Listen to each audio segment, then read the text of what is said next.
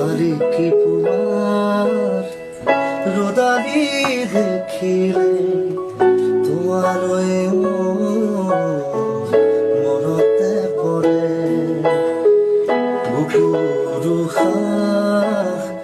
হীন হৈ থাকে কিনানি তোমাতে ঘূৰিব পাৰে হিয়াৰ থাপৰা থাপিলো